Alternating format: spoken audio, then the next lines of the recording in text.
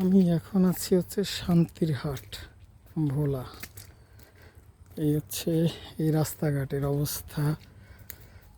এইখানে মূলত মাছ চাষ করা হয়।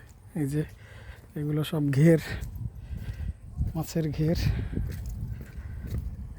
এই যে এগুলো সব মাছের ঘের, কিন্তু এখানে এই মাছের ঘেরের স্পেশালিটি হচ্ছে এই যে ঘেরগুলো দেখা যেতেছে, ঘেরের পাশে সামনে ওখানে নদী আছে, তেঁতুলিয়া নদী, এবং তেঁতুলিয়া নদীর সাথে শাখা খাল আছে এই ঘেরগুলোর সাথে। এই ঘেরের পানি যা আছে, এই পানিগুলো আবদ্ধ না, অর্থাৎ এই পানিগুলো শুধু পুকুরের পানি এমন না। এই পানিগুলো হইতেছে ওই যে পানি যাওয়ার জন্য করে দেওয়া আছে, নাল করে দেওয়া আছে পাকা করে। এই পানিগুলো সবগুলো নদীর পানি।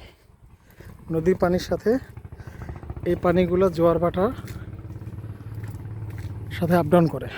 জোয়ার হলে পানি বাড়ে, ভাটা হলে পানি কমে যায়। আর এই কারণে এখানে এই মাছগুলো চাষ করলেও মাছের স্বাদ লাগে নদীর মাছের মতোই প্রায়। হয়তো নদীর মাছের মতো ওরকম পুরোপুরি না, কিন্তু নদীর মাছের একটা স্বাদ পাওয়া যায় মাছগুলো থেকে।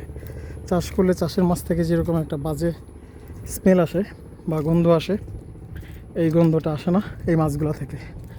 এটা তেলাপিয়া হোক অথবা পাঙ্গাস বা রুই। এই যে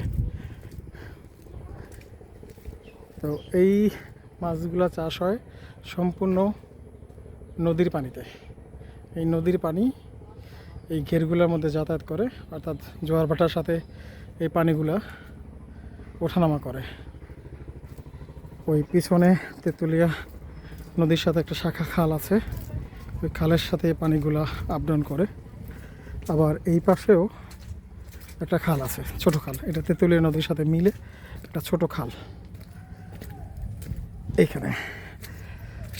এই যে এখানে এই পাশে একটা খাল, ওই পাশে একটা খাল, অর্থাৎ দুই পাশে দুইটা খাল। আর সামনে ওই যে তেঁতুলিয়া নদী দেখা যেতেছে, ওই তেঁতুলিয়া নদী। সামনে তেঁতুলিয়া নদী,